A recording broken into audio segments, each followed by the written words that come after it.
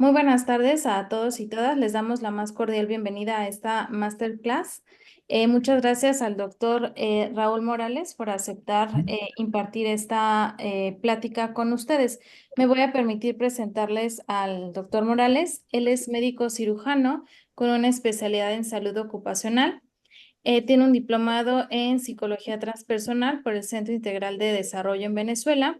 Tiene una especialidad en psicoterapia Gestalt por este instituto, el Instituto de Gestalt, y una especialidad de enfoque centrado en la persona por este mismo instituto. En cuanto a su experiencia laboral, el doctor Morales trabaja actualmente en el Poder Judicial de la Federación como coordinador médico de la sede de Cuernavaca y es docente en este instituto. Asimismo, también es psicoterapeuta humanista y gestáltico y también en el área de tanatología, manejo de duelo, sexualidad, parejas, entre otros tantos especialidades. Tiene diversas certificaciones, tanto a nivel de médico como también en la psicoterapia. Le damos la más cordial bienvenida y le agradecemos que haya aceptado impartir esta masterclass. Muchísimas gracias. Gracias, Dani, por la presentación. Buenas tardes a todos y pues es un gusto que estemos tantos conectados. Realmente es a veces un poquito inesperado el resultado de la conexión para temas como este porque para muchas personas pues la muerte todavía sigue siendo tema tabú. Entonces cuesta mucho de repente que nos enlacemos por miedo a encontrar información que nos pueda generar pues cierto movimiento de energías, ¿no? De los dolores que tenemos por duelos pasados, pero también porque a veces asumimos que, bueno, si yo no tengo una muerte reciente, no tendría por qué tomar una sesión o un acompañamiento, porque realmente, pues no es algo, pues vital, ¿no? Como en otros conceptos que de repente consideramos más importantes quizá.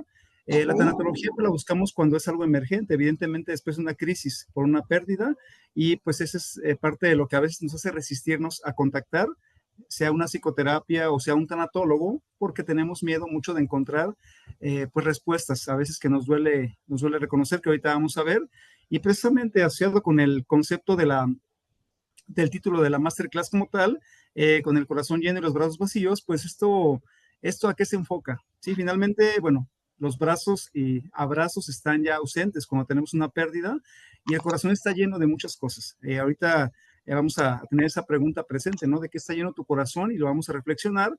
Y al final de la sesión, ya que tengamos un espacio aproximadamente a las 6 de intervención, ya podemos expresar si lo necesitamos o incluso preguntar sobre temas puntuales de la tanatología, pero es importante reconocer de qué se llena el corazón cuando se pierde.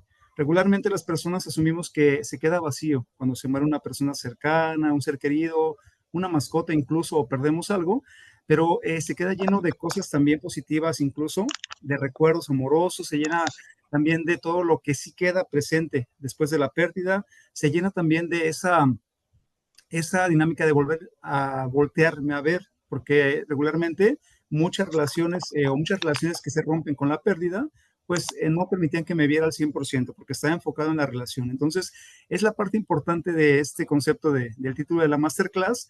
Vamos a ir descubriendo de qué se llena el corazón cuando está tan vacío después de una pérdida, enfocada principalmente a la muerte, porque ahorita vamos a comentar también que la tanatología no se enfoca a muerte pues en sentido estricto. Ese es el origen de la formación, digamos que en la historia. Y en un inicio, pues la doctora Kubler-Ross estudió demasiados casos que acompañaba a ella en pacientes que estaban moribundos, que les quedaban menos de 6 meses de vida, diagnósticos que eran muy complicados y que tenían poca recuperación. Entonces, el origen de la palabra pues iba muy dirigido a la muerte en sí y a ese bien morir, ayudar a que la persona se muriera de una manera más benévola, digna y menos pues lastimada, digámoslo así, por procedimientos médicos, por la mala atención de los médicos como tal en hospitales, por enfermeras, por cualquiera que tratáramos inadecuadamente a una persona que está a punto de morir. Entonces, inicialmente la tanatología solamente trataba el enfoque pues de la muerte estrictamente. Después se empezó a ampliar la rama de la tanatología o las ramas de la tanatología a la parte también forense, evidentemente, a saber qué pasa con la persona cuando fallece, a preparar el cuerpo, a tener esta parte de incluso, ¿no? En la parte funeraria, cómo mostrar un cuerpo bello a pesar de que ya no esté en este espacio su espíritu. Entonces, esa parte importante de la caracterización que le hacemos a un cadáver es también parte de la tanatología porque permite que se conecte por última vez el familiar con la persona que falleció. Entonces, la tanatología abarca muchas ramas. Hay tanatología social también, hay autopsias tanatológicas también que se usan mucho en la criminología, pero en nuestro caso la tanatología humanista se enfoca en acompañar a la pérdida. Es decir, cualquier concepto de pérdida se puede acompañar por tanatología. ¿Por qué? Porque todas las pérdidas generan un duelo. Pérdidas puede haber desde la más simple, que parece insignificante y que pensemos que pues no es impactante. Por ejemplo, las llaves. Perder las llaves puede ser como, bueno, saco otra copia, o sea, ¿qué me puede costar?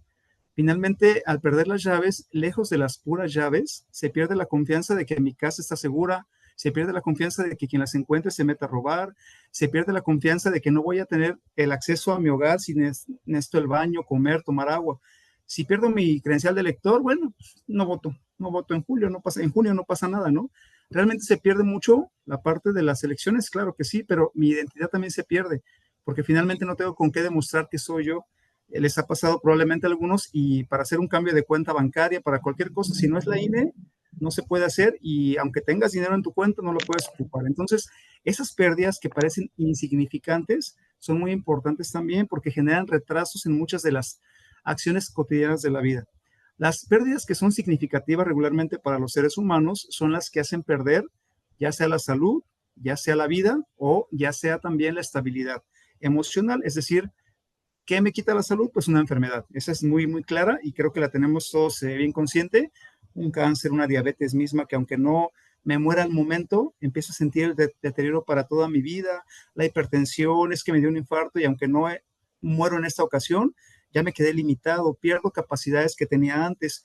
Me amputan una pierna, evidentemente, un dedo, cualquier parte de mi cuerpo, pierdo capacidades. Dejo de ver correctamente, empiezo a tener problemas con mis dientes, todo lo que pueda implicar que me deteriore es una pérdida importante en el aspecto salud de enfermedad. Otra pérdida radicalmente pues es la muerte, evidentemente, que es la que vamos a tocar más en este espacio de trabajo de esta masterclass, pero también existe la pérdida de cosas que no son ni enfermedad ni muerte, pero que duelen muchísimo también y que muchas veces asumimos que no deberían dolernos. Por ejemplo, ¿qué pasa si yo me gradúo de la escuela? Yo soy estudiante y me la paso feliz porque me dan dinero para la escuela, porque me pago la escuela, pero tengo espacios libres para ir a tomar un refresco, salir al cine. Cuando ya no soy estudiante, me gradúo, ahora soy profesional que tiene responsabilidades, obligaciones, un trabajo, un horario, pagar una renta. Entonces pierdo un estatus para pasar a otro, es doloroso. De niño paso a adolescente, es doloroso, es un duelo. De adolescente a adulto, es un duelo. Menstruación continua 30 años y de repente menopausia, es un duelo grave para muchas personas, evidentemente, por los cambios hormonales. Un divorcio es una pérdida gigante que genera un duelo muy grande, a pesar de que para muchas personas puede ser irónico decir, es que ¿por qué me va a doler? Si me separé es porque ya no lo quiero ni ver, ¿sí? Pero finalmente estuve acostumbrado o acostumbrada a esa relación que es difícil romper los lazos de tajo, a pesar de que el divorcio fuera necesario. Perder una mascota también es una pérdida muy importante. Para muchas personas es insignificante porque, pues, una mascota, entre comillas, se puede reemplazar. Podemos comprar otro gato, otro pez, otro pollito, otro cuyo, pero finalmente, hay personas que hemos tenido niños en acompañamiento de repente y cuando les preguntas, oye, ya te compraron otro conejito, qué te hace estar tan triste todavía? Es que no quiero este conejito, yo quiero mi conejito. El que se murió era mi conejito, este es otro conejo. Sí está bonito, pero no es el que yo necesitaba. Pasa mucho también con juguetes, objetos, elementos como los peluches. Es decir, hay cosas que parecieran que no son muy importantes, pero que para quien las pierde sí lo son. El cambiar también a cosas mejores respecto a lo que antes teníamos es una pérdida que puede ser también algo que no se toma en cuenta y que no sabemos por qué me siento tan raro. Por ejemplo, si Ay, yo no tengo un acabo de consultorio marcar. simple, pequeñito, y de repente me voy a un consultorio grande, híjole, mudarme para allá es como, es que aquí estaba bien, mi consultorio estaba chiquito pero cómodo, estaba cerca de todo, los clientes o pacientes ya venían muy seguido para acá, y en aquel lugar la gente no va a ir. Entonces, aunque sea un cambio positivo, es un cambio que duele, porque me genera mover todo lo que yo tenía ya acomodado en un proceso de vida. Entonces, reiterando, las pérdidas van a ser importantes cualquiera. Y como una parte anticipatoria de lo que vamos a ir tocando, el duelo o el dolor del duelo como tal, que ahorita vamos a ver qué significa duelo, es importante de acuerdo a cada persona. Es decir, Hay personas que llegan y que dicen, te quiero contar algo, pero vas a decir que estoy loco. Mejor ni te cuento. Es que no es importante. El dolor de tu duelo es el más importante que puede existir. No se minimicen y no minimicemos también el de los demás. Ahorita vamos a ver términos como la empatía y la compasión que nos van a hacer descubrir que todos los duelos son importantes y que la persona que lo está viviendo es la única que puede decirnos qué tanto le está doliendo. Acuérdense que el dolor solamente se percibe por quien lo vive. Entonces, el que yo crea que la otra persona no debería estar sufriendo tanto porque perdió un perrito, es mi percepción, es mi parte prejuiciosa, pero no es la realidad, es su realidad y lo más importante en ese momento es validar la emoción de su dolor, qué está sintiendo a través de la pérdida que tuvo. Sí, entonces, eso es como contexto de lo que vamos a ir tomando y voy a proyectar mi presentación para que pues, podamos ir viendo la información. Cuando proyecto, dejo de ver las pantallitas por si alguien tiene una duda, por favor anótela o interviene rápidamente si fuera el caso, si no al final, guarden las dudas por favor y les resuelvo lo que necesiten para que no nos interrumpamos y pueda ser respetuoso para todos y también los micrófonos por favor para que no sea algo que nos distraiga de la información que vamos a estar compartiendo. Entonces, bueno, ¿qué vamos a compartir hoy? ¿Qué vamos a estar tomando como temas? La tanatología como concepto ya les comenté un poquito a qué se refiere. Es esa ciencia que estudia la parte del acompañamiento a las pérdidas como tal. En este caso, el proceso de enfermedad hacia la muerte y a las personas que se quedan cuando un familiar de nosotros muere. Es decir, la tanatología trabaja en el enfoque del consultante en ese momento que está agonizando probablemente, pero esta persona fallece, se cierra un ciclo de vida para él, pero se quedan los que están vivos. Entonces, el trabajo terapéutico es la persona que fallece y los que se quedan vivos también. La parte de los simbolismos, aquí vamos a comentarlos rápidamente porque son algo que seguramente han visto ustedes en muchísimas presentaciones o en imágenes. Si ustedes entran a algún buscador, van a poner tanatología y aparecen imágenes que son muy características asociadas a la tanatología. La primera imagen que aparece regularmente en muchas de las imágenes que van a encontrar sobre tanatología es la mariposa.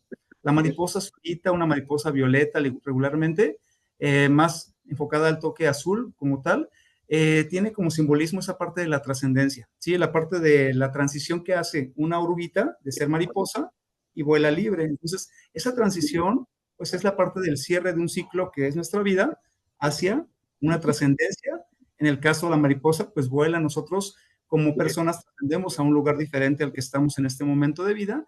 Y la mariposa también fue un elemento que se encontró mucho en algunos lugares donde había personas que eran enfermos terminales o graves, que tenían enfermedades que eran pues infecciosas o que eran también condiciones que no se podían compartir los cuartos con otros pacientes en hospitales, los mandaban a lugares aislados. En esos lugares ellos estaban encerrados, obviamente, estaban ahí como presos como tal, y ahí ponían frases, obviamente, de aliento, esta parte de estar buscando la libertad, por lo menos con la mente, en ese encierro, y lo que se encontró muy repetidamente en estas pequeñas cárceles, digamos, hospitalarias, eran mariposas. Era la parte que simbolizaba para esas personas que estaban ahí la libertad de algún día estar fuera de ese encierro. Entonces, la mariposa es uno de los elementos más característicos de la tanatología. La guadaña, ¿han visto ustedes este palo como de escoba que tiene como una navaja, como si fuera una media lunita, y la muerte la trae en la mano?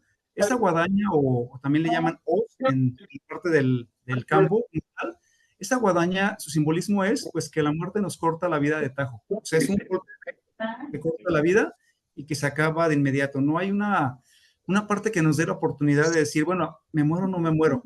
Esa parte, la muerte llega y corta. Aunque agonicemos por mucho tiempo, va a llegar un punto en el que ya tu agonía sea si tengo mi persistente. micrófono abierto. Sí, apóyenos con los micrófonos, por favor, porque estamos escuchando esta información y ruido que nos puede distraer a los demás. Entonces les comentaba, la guadaña es esta vara con una navaja gigante que corta de tajo, así como el sorgo en los campos, con eso se corta muchísimo sorgo a la vez de tajo. En el caso de la vida, la muerte la lleva porque corta de tajo pues nuestro vivir.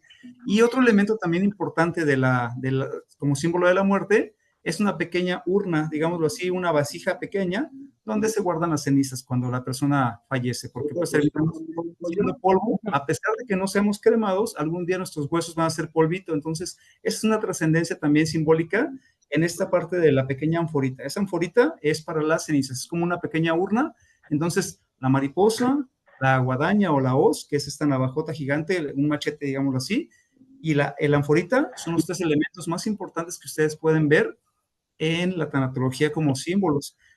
También seguramente han visto el moño negro, ¿sí? El moño negro lo han visto muy frecuentemente y lo ponemos en las puertas, las funerarias tienen moños negros.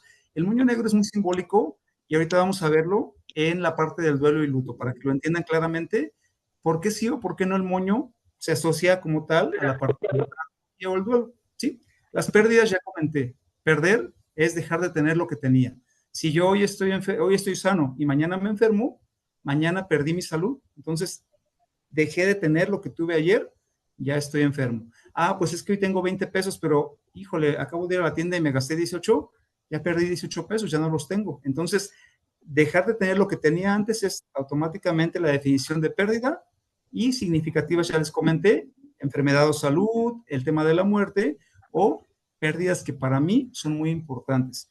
Mascotas, divorcios, trascendencia de una generación de edad a otra, procesos de vida como, reitero, en este caso la menopausia, cuando llega fijamente la última menstruación, el propio parto o cesárea es una pérdida porque para la mujer deja de tener el cuerpo dentro de sí misma. Antes lo podía cargar automáticamente dentro de sí y lo tiene que expulsar porque tiene que salir un bebé a vivir. Entonces, es una pérdida significativa que también deja una huella a veces de rechazo en los niños cuando nacemos. Y las no significativas son cualquier pérdida que asumamos que no va a ser importante. Perder el tiempo, de repente dicen, es que perdí 2 horas, por ejemplo, jugando, no sé, un videojuego. Esa pérdida de tiempo, digámoslo así, es también no significativa porque uno dice, ay, mira, se me fue volando la tarde, no la importancia, pero a lo mejor en esa tarde yo pude cocinar un platillo rico, pude leer un libro, pude salir a caminar, pude hacer otras cosas diferentes.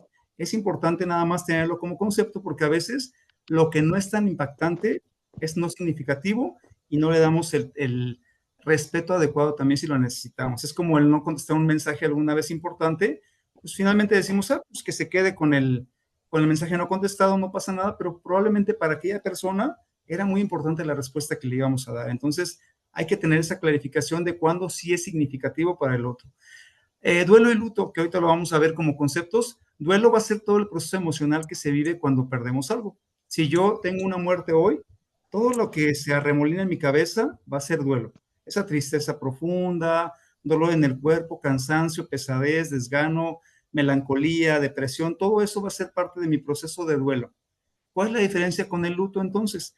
El duelo, en este caso, se vive adentro de nosotros, es decir, es emocionalmente, es psicológicamente, entonces yo lo tengo dentro de mí como parte de mis emociones. El luto es lo que yo proyecto hacia afuera, es decir, me visto de negro porque tienen que ver que estoy sufriendo la muerte de alguien, pongo un moño negro en la puerta, pongo una esquela en el periódico, en mi Facebook pongo un moñito negro. Eso es luto, el que tanto yo proyecto hacia afuera lo que estoy sintiendo respecto a la muerte. Puede ser que me duela mucho o no, sí, pero el luto es algo que es simplemente la apariencia de lo que estoy mostrando. Entonces, el luto puede estar presente un año, hasta que sea al cabo de año, puede durar poco o mucho tiempo. El duelo, como es emocional, se puede prolongar o acortar, depende de varias características que ahorita vamos a comentar. Entonces, esa es la diferencia de duelo con luto. Duelo es emocional y es interno, luto es cómo lo proyecto hacia el exterior. Vamos a ver tipos de duelo, cuánto es la duración normal de un duelo y qué alarga el duelo regularmente, qué lo puede hacer cada vez más largo en tiempo. Vamos a trabajar un poquito y a ir platicando sobre actitudes rogerianas, que son las que se trabajan en el humanismo, que es nuestra formación de este diplomado y de esta institución donde laboramos. Y las principales que vamos a trabajar o a comentar son la empatía, la congruencia y esta consideración positiva e incondicional. ¿Qué van a hacer estas características o estas actitudes? La empatía, esta parte en la que yo, en tanatología, estoy atento de lo que el otro está sintiendo. Yo puedo encontrar en mi vida una emoción que me dolió tanto como la que le está doliendo a él, y aunque no es igual, yo voy a poder compartir lo que está sintiendo, voy a poder entenderlo de una mejor manera porque sé cómo se vive un dolor. No vamos a comparar nunca mi dolor con el del otro. Simplemente al yo identificar un dolor que viví, yo sé que el otro está sufriendo y puedo tener esa parte respetuosa de darle su lugar a ese dolor y no compararlo, porque a veces nos puede pasar, si no somos empáticos, esta dinámica en la que llega una persona y me dice, ¿sabes qué? Te quiero contar que se acaba de morir mi papá. Ah, pues es que a mí también se me murió mi papá se murió y mira, aquí estoy, sigo vivo. Las personas tenemos esta tendencia como a querernos poner de ejemplo de que es que, mira, yo pude, mi papá se murió hace 10 años y aquí sigo, no pasó nada. Esa parte es poco empática. Tenemos que aprender a cómo trabajarla y ahorita vamos a ver cómo la vamos a ir comentando cuando se tiene que hablar de duelo. La congruencia es, si yo tengo un duelo, yo no puedo acompañar a otra persona porque mi dolor no me deja ser objetivo. Entonces, lo que va a pasar es que si yo de repente tengo una muerte reciente y hablando de tanatología, yo como tanatólogo, llega un consultante y me cuenta que se murió un familiar que es parecido a mi caso, yo voy a estar ansioso por estarle queriendo dar alivio, consuelo, aparentemente a su caso, pero esperando que él me alivie a mí también. Entonces, esa parte no es congruente porque mi trabajo es hacer que el otro esté bien en ese momento. Y la consideración positiva incondicional, esta consideración positiva incondicional se refiere a, yo sé que tú estás haciendo lo mejor posible que puedes con lo que tienes en este momento y lejos de lo que tú puedas juzgarte, para mí, yo te veo de la forma más amorosa posible. Yo no voy a poner un prejuicio o un juicio sobre lo que tú estás haciendo, porque yo sé que tú estás haciéndolo de la mejor manera posible para lo que tú necesitas. Entonces, esa consideración es amorosa y es compasiva para el otro. Son actitudes que tenemos pues los humanistas y que las enfocamos en el trabajo terapéutico de los dolientes.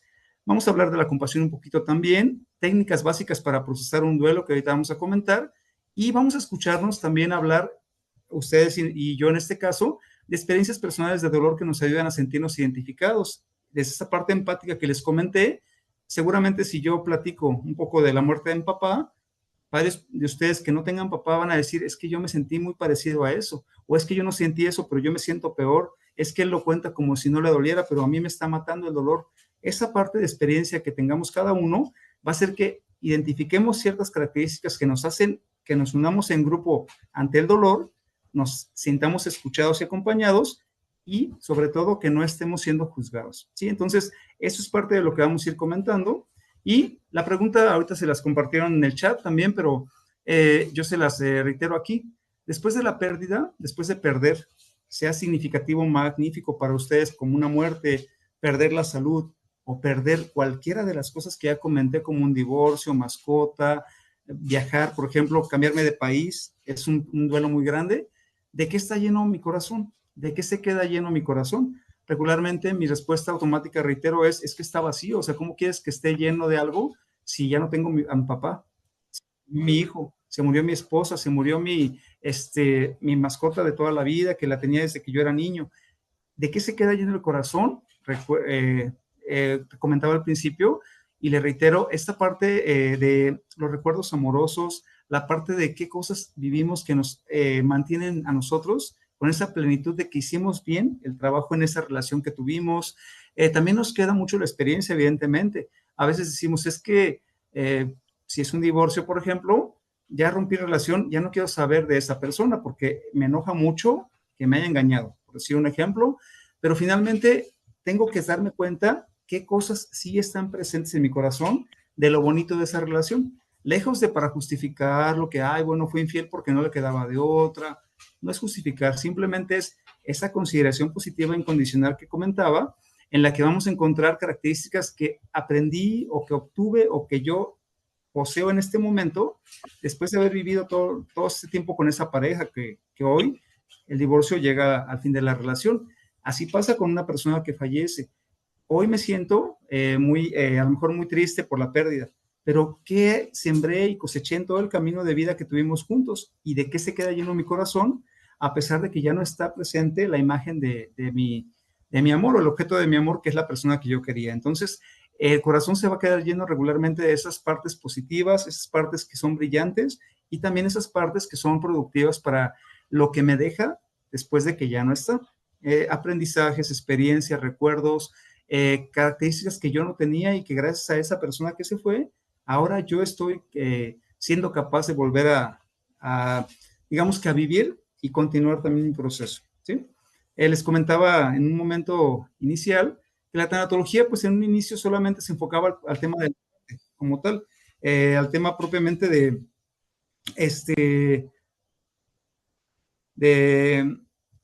por ejemplo, el que está agonizando, casi tener previsto cuánto tiempo le queda. A veces esa parte sí es un poquito criticada, desde la cuestión médica me refiero, porque hay personas que dicen, es que ¿por qué el doctor me dice que me quedan 3 meses? Ni que fuera Dios para decirme eso. Finalmente son pronósticos, no es una ley, y los pronósticos se van dando porque hay evidencias de cómo se van viviendo los casos. No es tanto porque el doctor tenga esa varita mágica de decir cuándo se va uno, ni mucho menos de que nos eche la sal, porque a veces pasa eso. Es que, ¿por qué me dice el doctor que mi enfermedad es súper grave o es terminal? O sea, me está echando la sal y me va a hacer que me muera pronto, porque si me da la noticia, me voy a deprimir, no me voy a cuidar y me voy a morir. Finalmente, lo que se busca es que la persona haga conciencia. El que la persona tenga un estatus de enfermo terminal o tenga una discapacidad derivada de un accidente o a partir de hoy su vida cambie si es que la enfermedad no le genera la muerte, no es para generar una desolación que va a pasar porque es parte de un proceso de adaptación, pero lo que busca el que la información se comparta es que la persona aprenda a vivir. Regularmente nosotros buscamos pasar la vida y mañana voy a comprar y mañana voy a trabajar y de repente cuando nos toca el proceso de muerte es cuando decimos, es que me hubiera apurado, es que hubiera hecho, es que ¿por qué no fui? ¿Cuántos de nosotros tenemos seguramente ropa que vamos a guardar por si un día vamos a una fiesta bonita e importante? Ahí me pongo la camisa más padre. ¿Cuántos podemos tener un perfume de marca que decimos, no te lo pongas, está bien caro, ponte poquito, cuando se lo podrían poner todos los días en la mañana para oler rico? Ese tipo de dinámicas en las que nos guardamos las partes amorosas para nosotros mismos, para cuando sea necesario, pues regularmente las recordamos cuando ya no es necesario, es decir, ya estamos a punto de morir y nos damos cuenta que pudimos haber aprovechado la vida de diferente manera. Entonces, a veces la tanatología, a veces me refiero cuando son enfermedades que nos llevan a la muerte, lo que busca es recordarnos de qué manera hay que aprender o reaprender a vivir y disfrutar lo que tenemos. La tanatología también da un sentido a la pérdida. Dar un sentido a la pérdida a veces es como ilógico para las personas. Cuando yo le pregunto a una persona, la madre de un niño que ha fallecido, la viuda de una persona que falleció o cualquier persona que perdiera a su familiar, que el trabajo terapéutico del duelo va a buscar un sentido de la pérdida, las personas se ofenden muchas veces porque dicen, ¿cómo que un sentido? O sea, ¿qué me estás diciendo? ¿Que tengo que encontrar lo bonito a esto? Finalmente, lejos de encontrar lo bonito, de ser optimistas y querer hacerlo todo positivo y hacer como muy fácil aparentemente el proceso, es ya no estás, o sea, eso es un hecho, ya no está la persona, es irreversible la muerte, ya no puedo regresarlo en vida, pero lo que sí puedo hacer es, en esta parte de su recuerdo que tengo amoroso,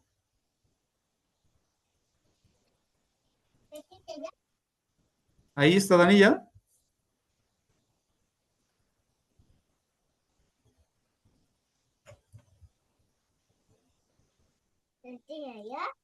Pero la voy a cambiar, ahí se ve. Sí, ahí ya se ve la siguiente diapositiva. Sí, cambia, ¿verdad? ¿Ya? Perfecto, ya cambió. Pero no vimos las anteriores, perdón. Nada más era esta, que yo todo lo platiqué, la misma que yo les compartí, pero ya sea, regreso para que la vean. Solamente era la parte que lo vamos a compartir ahorita, que ya les comenté, lo vamos a desglosar, pero ya se los tengo aquí para que lo tengan presente. La voy a compartir también en el chat para que si alguna cosita que no pude decir bien la anotaron, la quieren anotar, la copien de ahí, no pasa nada. La pregunta que les hacía de qué está lleno nuestro corazón, nada más es esta pregunta que se queda abierta y que la vamos a responder al final de la sesión.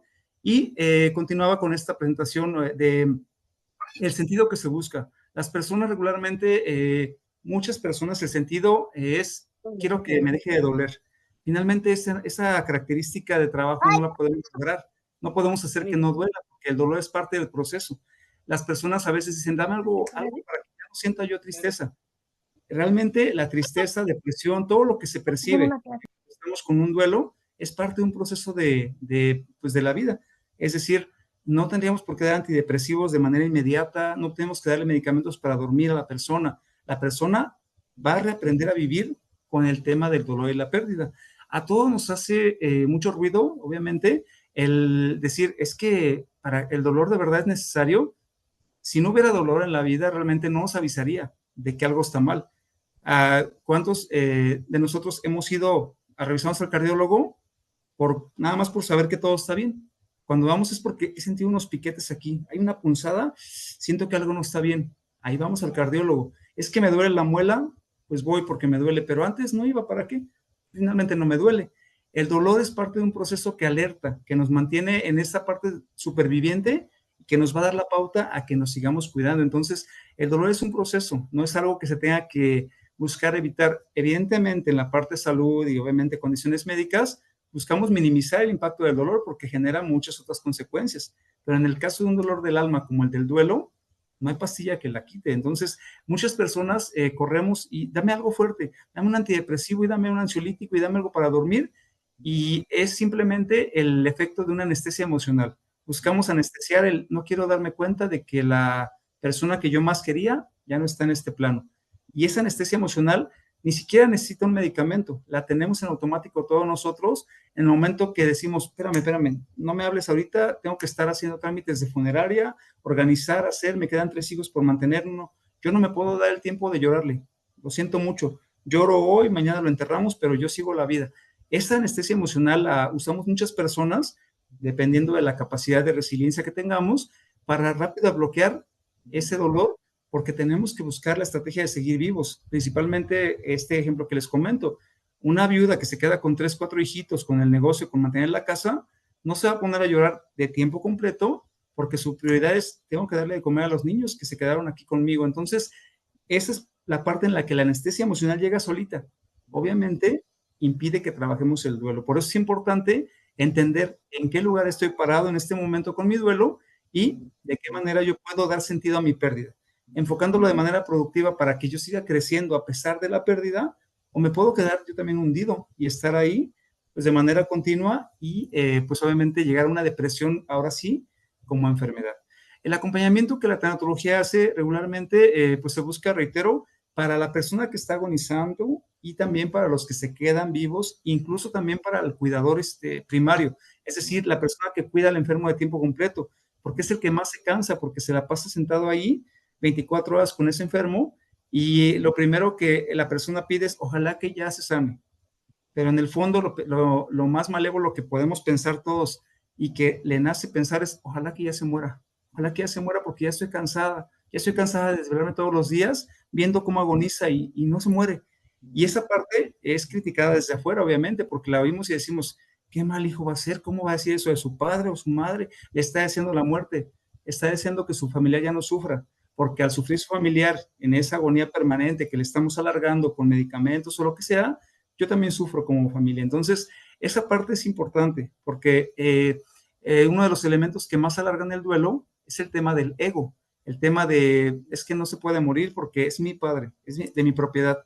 No podemos darnos cuenta ante esa parte, obviamente, del ego, del amor que les tenemos, que ya es un momento de trascender, ya no pueden estar acá, y esa parte es la que a veces a las personas que están agonizando las retiene mucho aquí, no se sienten con ese permiso de irse. Y ese es un tip importante. Si tenemos una persona que está enferma, agonizando, está en un proceso de deterioro que evidentemente la va a llevar seguramente a la muerte, porque ya no tiene una alternativa de regresar a la salud completa, es importante expresarle este permiso. Y por más que digan, es que yo quién soy para darle permiso, ni que fuera Dios, es necesario para la persona que se está despidiendo de la vida, es necesario escuchar que tiene nuestro permiso. Respecto a qué o cómo lo vamos a poder decir, mira, papá, yo sé que estás luchando por estar bien, sé que te quieres recuperar para cuidarnos porque tú siempre has sido muy protector con nosotros, sé que crees que probablemente sin ti vamos a estar a lo mejor limitados en muchas cosas y seguramente va a ser así porque gracias a ti podemos hacer muchas cosas, pero vamos a aprender a hacerlo sin ti porque tenemos una buena base, porque tenemos una experiencia grande que tú nos dejaste, te agradecemos muchísimo, pero vamos a estar bien. Si tú tienes que trascender, no te preocupes por nosotros, vamos a estar bien. Y esa parte a la persona le da una tranquilidad que dice, bueno, ya no me siento con ese compromiso de estar agonizando, porque ni siquiera es un proceso de recuperación, solamente es alargar la agonía. Entonces, aquí trabajamos mucho la recuperación, el dolor o síntoma que tenga la persona, integrar lo que esté sintiendo, la emoción, y pues el trabajo de la pérdida como tal. Las pérdidas no van a ser nada fáciles, se van a encerrar las personas en un frasco como este, con un tapón de corcho, y no quieren salir, quieren quedarse ahí para siempre. El miedo más grande de la pérdida es pensar que nunca voy a poder salir, que me voy a morir con este pesar y no voy a tener pues un avance. Y pues como lo ven en la imagen del lado derecho, donde está la mariposa, hay muchísimas cosas que pasan alrededor del duelo. Regularmente uno dice, cuando es paciente, voy a la consulta con un terapeuta, con un tanatólogo, a que me ayude con lo del duelo. Esto de que se murió, pues ya, que me lo quite rápido. Finalmente el duelo a veces es solamente como la máscara que me ayuda a mostrarme vulnerable, pero finalmente atrás del duelo hay muchas cosas que yo no había podido expresar y que con el duelo salen. De repente uno puede decir, es que llego a consulta porque estoy muy ansioso y no puedo dormir. ¿Y desde cuándo le pasa que usted esté ansioso? Híjole, pues empezó hace como 2 años. O sea, se murió mi papá y todo. Sentí feo, pero no, ya eso ya lo superé. No pasa nada. Pero empecé con ansiedad, quién sabe por qué, y me pasa mucho en la noche. Cuando empezamos a indagar, resulta que probablemente, a lo mejor en la noche era su momento de contacto con su papá y platicaban, a lo mejor en la noche su papá lo cuidaba, cualquier cosa que asocie la persona con la persona fallecida o la persona viva con la fallecida, va a ser un detonante de ansiedad. Pero la ansiedad no es el punto clave es el duelo. La persona no lo ha logrado reconocer y como no lo ha trabajado, finalmente todo esto está haciendo que se enmascare. Entonces, es importante recordar eso. Hay personas que llegan a sesión por duelo y que a lo mejor en 5 o 6 sesiones dicen, ya estoy, ya me siento como nuevo. No sé qué me diste, creo que hiciste magia, pero mira, ya puedo hablar de mi papá, ya no lloro. Eso es un buen trabajo del duelo desde su parte personal, no está negándolo, no está bloqueándolo. Pero regularmente cuando esas 6 sesiones terminan, 6, 8, 10 sesiones que regularmente puede durar el tema tanatológico, la persona dice, pero me di cuenta que tengo muchísimos temas pendientes de resolver. Por ejemplo, si yo soy una persona que era muy dependiente de mi padre, cuando él muere me siento muy triste porque perdí mi figura de apoyo, pero también me doy cuenta que soy incapaz de resolver un tema, que soy incapaz de hacer un trámite, que soy incapaz de yo tomar decisiones por cuenta propia. Todo esto son elementos de mi autoestima que los tengo que trabajar y que aunque ahorita el trabajo enfocado es el duelo, todo esto va a salir como tema terapéutico. Entonces, es importante tenerlo presente. El tema de duelo se puede trabajar en sesiones que sean muy contadas y se resuelve porque la persona dice, ya acepté que ya no está conmigo, pero a veces traemos muchas mochilas atrás o muchas cargas dentro de la mochila que decimos, es que sí, mi papá me dijo que yo tenía que ser responsable, yo soy el hombre de la casa, yo soy el que tiene que aportar y me tengo que poner esa mochila y no la queremos quitar. Y eso hace que los duelos se hagan más grandes, más dolorosos, más congelados. Entonces, es importante que reconozcamos todo lo que pasa en duelo y qué modifica mi pérdida, o es decir, el sentido de mi pérdida, qué hace que yo pueda creer que no puedo, literalmente, o pueda sentirme agobiado. Los introyectos, esta parte, ¿qué son introyectos? Esas creencias que yo tengo internas en las que yo digo, es que, hablando de duelo, por ejemplo, y expresión de emociones, es que no llores, Raúl, los hombres no lloran, tú no llores, tienes que ser fuerte porque tienes una hermana y una madre, dales fuerza tú no llores. Entonces, mi introyecto es, los hombres no lloran, yo no tengo que llorar si murió mi papá. Esa es una parte que yo tengo bien, bien arraigada. La creencia es que los hombres son débiles y lloran. Entonces, esas partes en las que yo tengo introyectos, muchas cosas internas que me creí desde niño chiquito, son las que van a modificar el sentido de mi pérdida, porque voy a limitarme a poderla vivir y expresar. La edad, evidentemente, edades que sean límite, les cuesta más procesar un trabajo de duelo. Un niño, un anciano, le cuesta mucho procesar el trabajo de duelo porque él mismo está en duelo permanente. No se siente querido, el niño se siente ignorado porque es niño, regularmente vemos a un niño y lo regañamos desde arriba como señalándolo, en lugar de agacharnos a ponernos al nivel, a hablar con él, viéndolo a los ojos. Entonces el niño siempre se siente débil porque siempre lo vemos de arriba para abajo, entonces el niño se siente incapaz de poder opinar, decir y mejor se queda callado. Dice, pues sí me duele, pero ¿para qué digo? Si me van a decir, cállate, no llores, vete para allá. Y en la persona anciana igual, como ya no tiene capacidades físicas, lo guardamos en un cuarto, ay, ya se murió tu hijo, pero vete para allá, tú vete a rezar o vete a hacer algo, o duérmete. Y esa parte, la edad en los límites, es la que más le cuesta trabajar la pérdida. Todas las edades obviamente vamos a tener dolor, pero finalmente algunas edades, etapas productivas, por ejemplo, no sé, que tengamos de 20 a 50 años, la persona quiere resolver, quiere seguir haciendo, quiere trabajar. Entonces, va a modificarse qué tanto me permito profundizar en la pérdida. El género también es muy importante. El trabajo del duelo de un hombre a una mujer es muy, muy radicalmente diferente. Es decir, la mujer regularmente se permite la emoción, contacta, siente tristeza, expresa, llora, habla, repite, lo recuerda amorosamente con un osito. El hombre tiene que resolver, es más rígido, tiene que acomodar cosas. Si el hombre se queda viudo, es más fácil que el hombre en menos de un mes quizá tenga una nueva novia y la gente diga, desgraciado, desgraciado, este ya la tenía oculta, mírala. O sea, ya tiene un amante y tiene un mes que se le murió la esposa y ya tiene un amante. Probablemente no la tenía, probablemente sí, digo, esa es historia que solamente él sabría, pero regularmente el hombre tiene ese miedo a quedarse solo porque no se siente tan capaz de llenar ese papel que la mamá de los niños llenaba. Entonces es buscar quién llene ese papel y cubra. La mujer, por el contrario, en el caso de viudez, regularmente la mujer se queda soltera la mayor parte de las veces y se sigue denominando viuda permanentemente, o sea, la viuda hasta que se muere. Y el viudo es, sí, pero ya tengo otra pareja, ya no pasa nada. Es decir, es más rápido romper el esquema. La parte de la insensibilidad que se puede percibir. Regularmente, si se muere un hijo, la madre trata de hablar del niño, lo recuerda, su ropita, el balón de fútbol.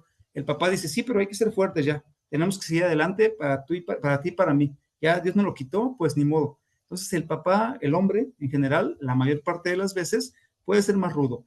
Y esta parte del género también puede verse clara en la esencia que tengamos nosotros.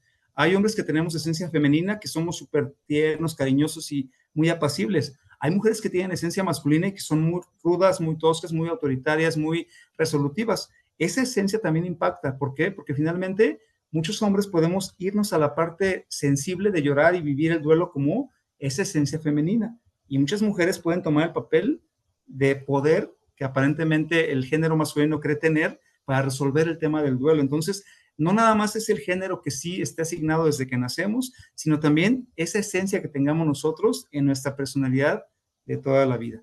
El nivel escolar, evidentemente, la educación pues da también esta parte de visión del qué está pasando con el tema de la muerte.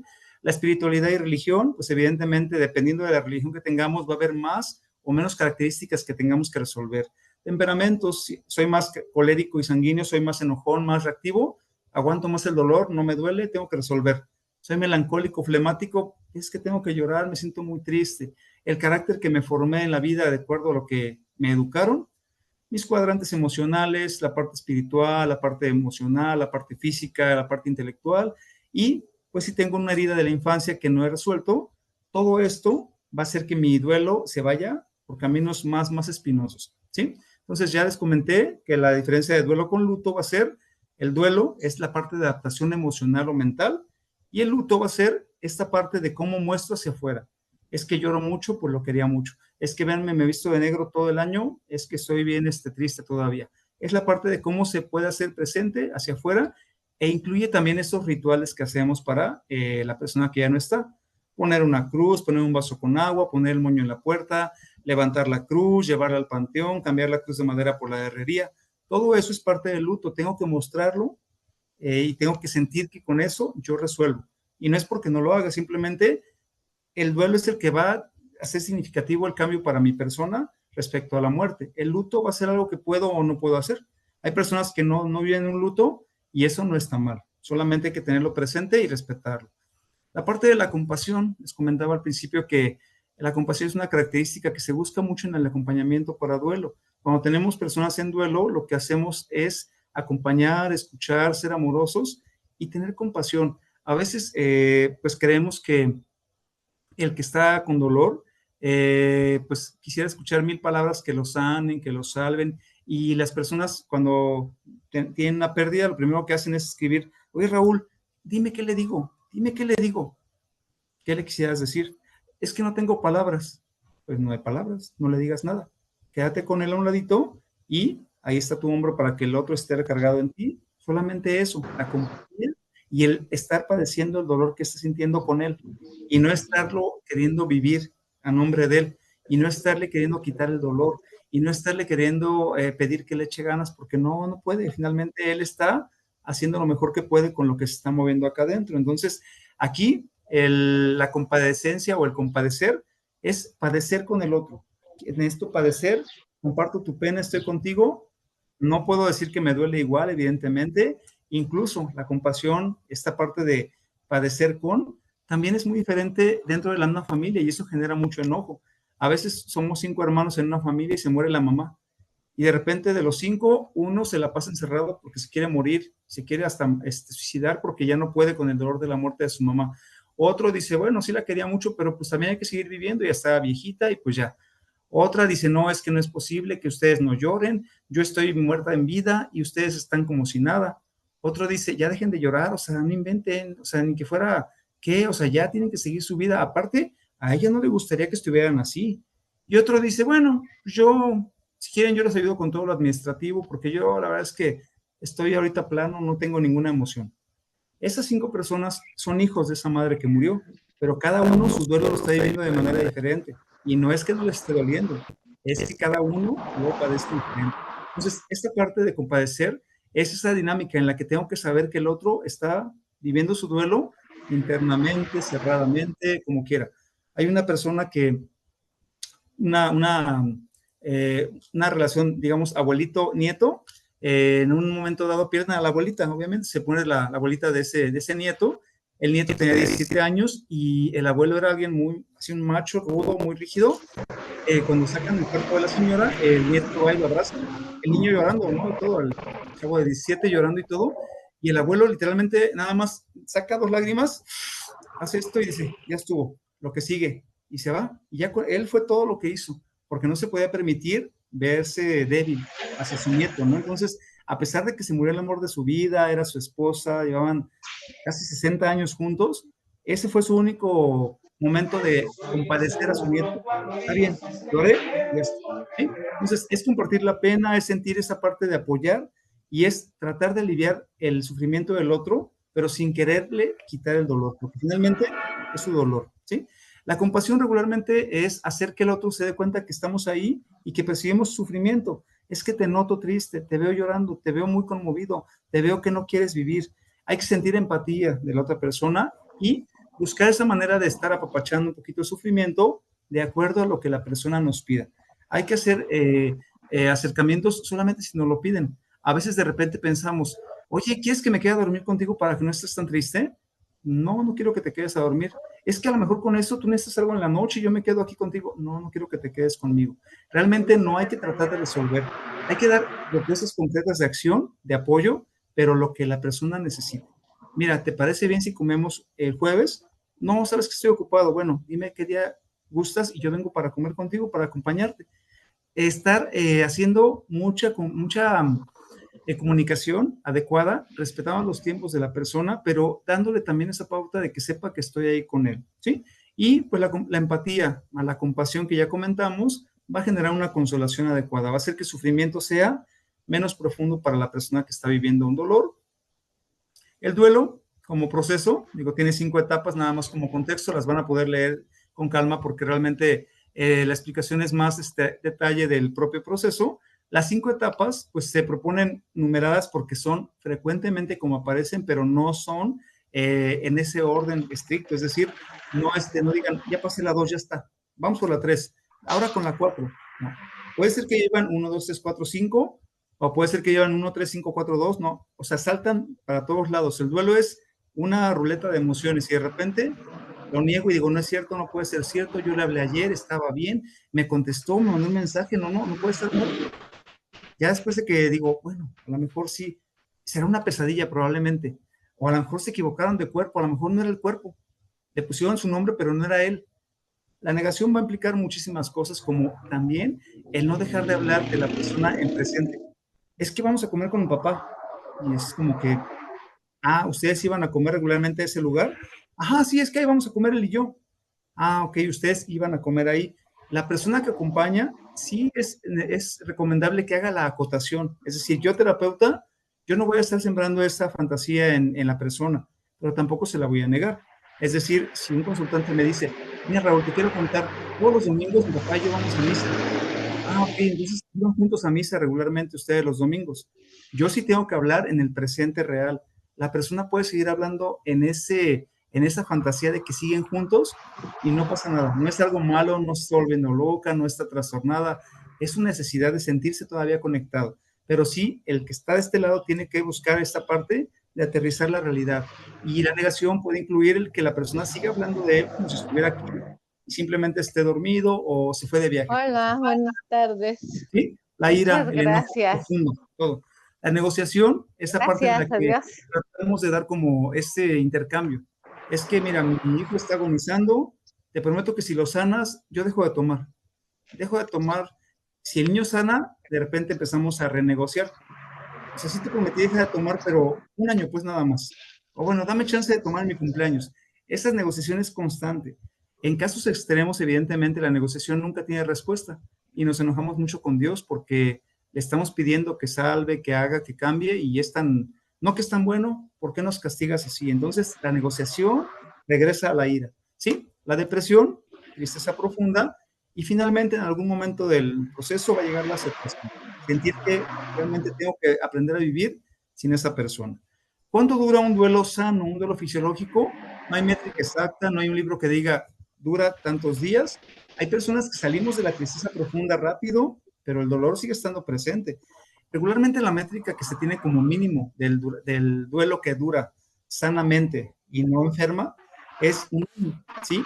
Un año, ¿a qué se refiere? ¿O a qué se refiere el proceso de un año? A que en ese año, entre la muerte y su primer cabo de año, como le llaman por ahí, van a pasar todas las fechas importantes para todos nosotros en la familia.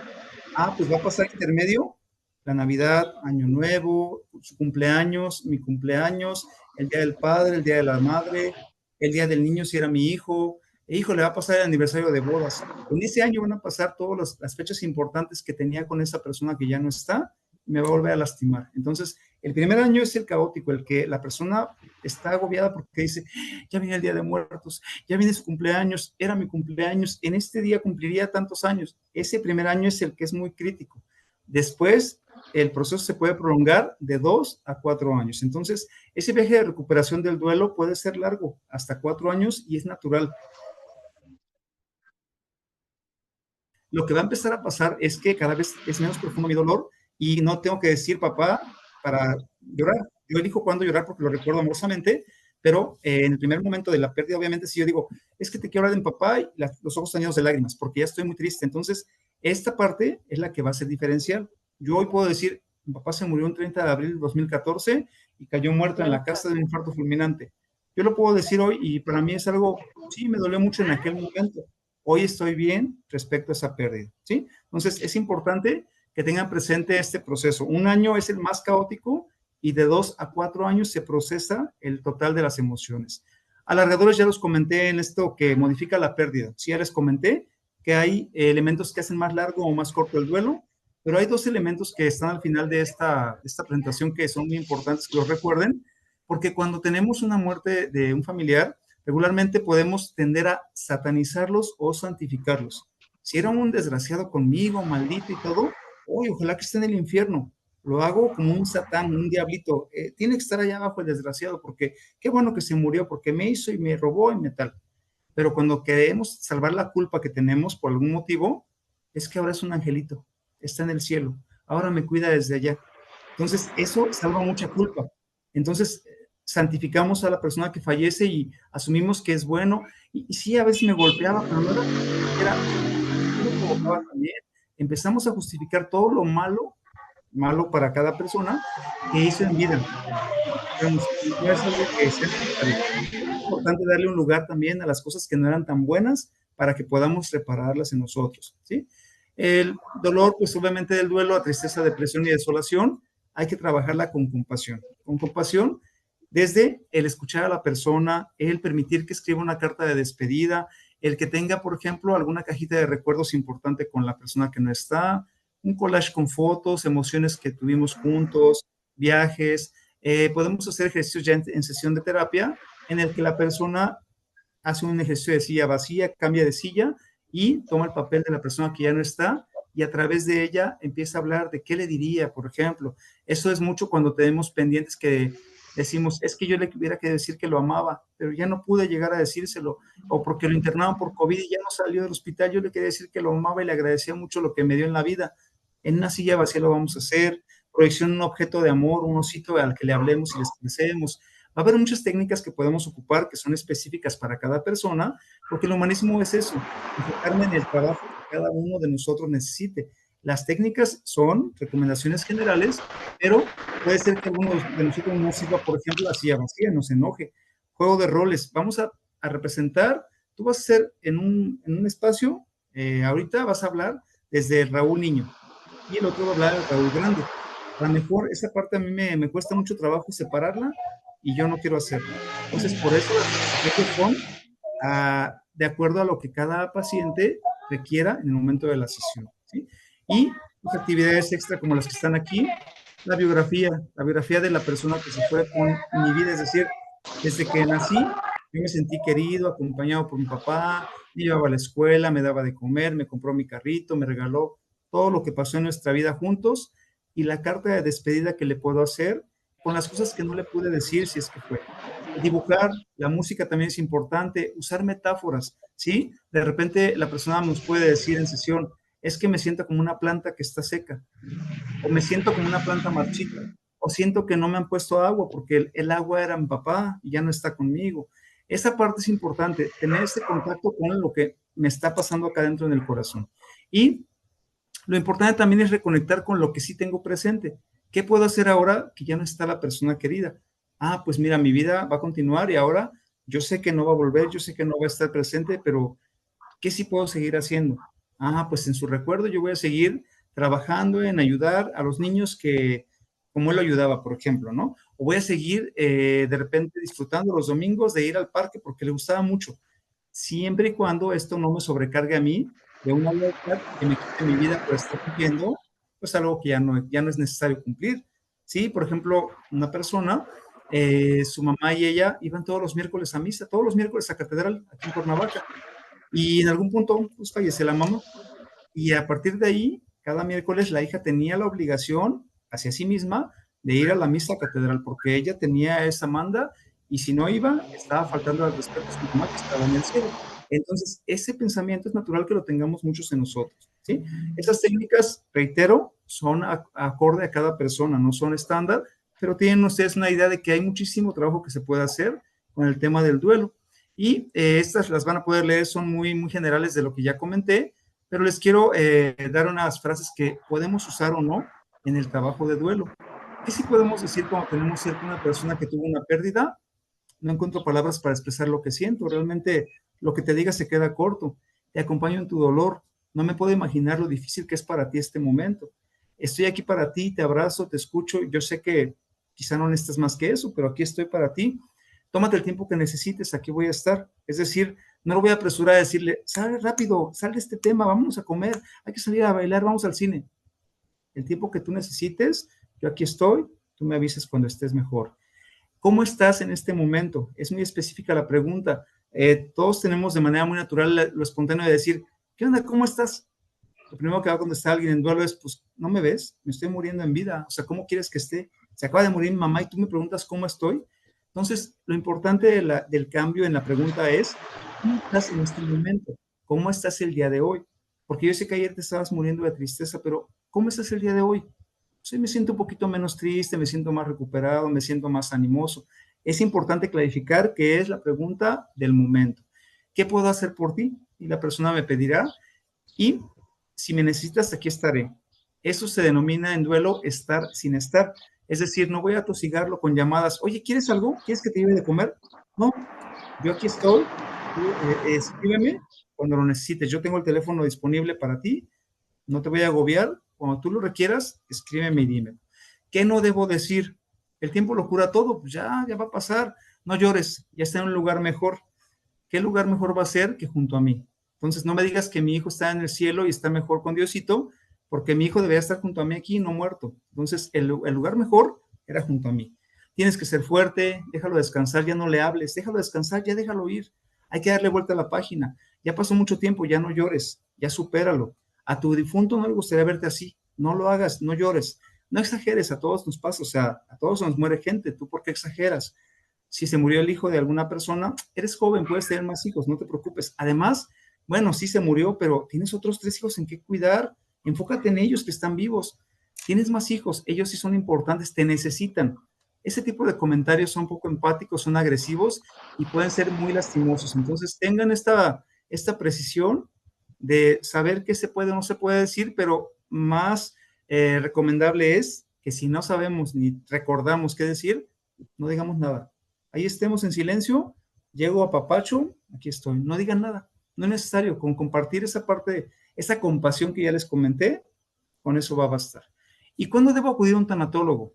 Cuando tengo un diagnóstico de enfermedad larga, un cáncer, un proceso de muerte cercana, cuando tengo un desahucio, me dicen, sabes que te quedan 2 meses porque tu cáncer es invasivo, cuando tengo una pérdida significativa para mí, cuando mis recursos para seguir adelante están siendo muy difíciles de sacar, es decir, ya no quiero ir a trabajar, ya no me quiero bañar, ya no quiero comer, ya odio al mundo, me quisiera morir, ya pensé cómo morirme, ya tengo hasta la pistola, la cuerda, las pastillas, todo lo que yo me imagine ya lo tengo, necesito un tanatólogo e incluso puede ser hasta un psiquiatra.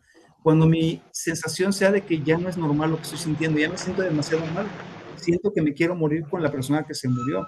Cuando mi vacío sea muy difícil y en cualquier cosa que para nosotros signifique un duelo, hay que buscar un tanatólogo. Si yo me despidieron del trabajo y para mí es gravísimo y es lo peor que me ha pasado en la vida porque nunca lo habían hecho, me hicieron sentir que yo era un ratero, me hicieron sentir que yo no valgo nada, me hicieron sentir que soy un ignorante. Lo que yo haya sentido es un duelo y puede ser que requiera un tanatólogo, ¿sí? Y con esto cerramos para que podamos